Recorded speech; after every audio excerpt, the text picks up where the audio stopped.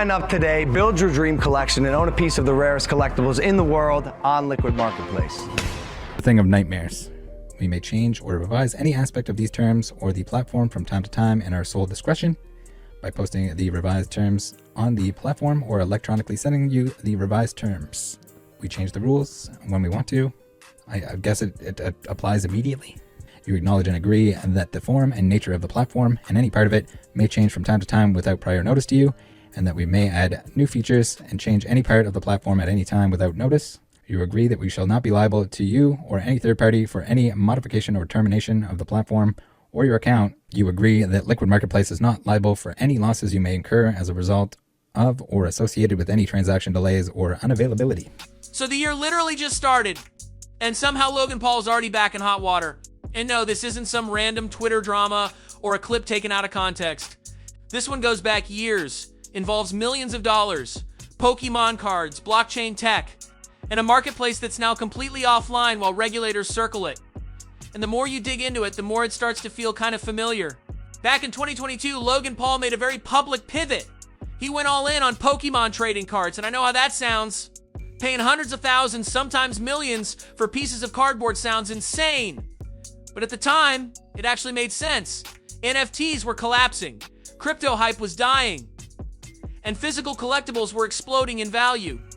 So Logan starts buying Charizards, sealed boxes, ultra-rare cards, even saying some of them could be worth double or triple in a few years. Compared to NFTs, tangible assets looked like the smart move. But he didn't fully leave the blockchain world behind. A card that represents what Pokemon wouldn't be without. The coveted Pikachu Illustrator. This card became one of the most sought-after trading cards ever. Collectors were traveling near and far to get their hands on it. Logan Paul made it his mission to own the only copy of the card that received a PSA 10 rating. He completed a sale, making it the most expensive card in the world. Co-ownership of this card means that you're not just a partial owner of the world's most expensive trading card, you would own a piece of history. So avid collectors, Pokemon lovers, people who just want bragging rights, the time is now. This opportunity is once in a lifetime, and we at Liquid Marketplace are offering it. That's where Liquid Marketplace comes in. The pitch was simple. Take insanely expensive collectibles, break them into fractional ownership, sell pieces through blockchain tokens. So instead of spending millions on one card, regular people could own a slice of it. Think fractional shares of a stock, but for collectibles. Logan didn't just promote it. He called himself a co-founder. He said this would level the playing field and let anyone own pieces of the rarest items on Earth. At the time, this didn't seem crazy. The NBA was selling digital highlights. People were paying six figures for virtual collectibles. So yeah, a lot of people bought in. But not everyone was convinced. People in the trading card community were immediately skeptical. And the biggest red flag, the terms of service.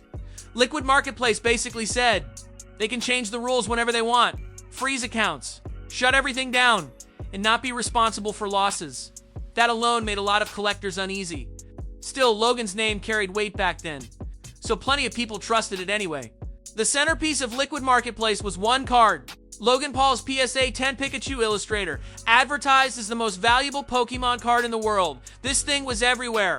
Logan wore it chained around his neck. He brought it to WWE, and he got a Guinness World Record.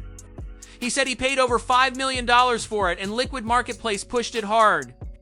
Buy a fraction. Own a piece of Pokemon history. Be part of something legendary.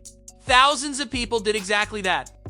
This card was the platform's biggest selling point. Being the rarest, most valuable card in the world, there's only one of them. One in a PSA 10. You see the label up there, meaning it's perfect. Then the grading question started. Pokemon and others claimed the card was originally graded PSA 9. Got resubmitted multiple times, only later became a PSA 10.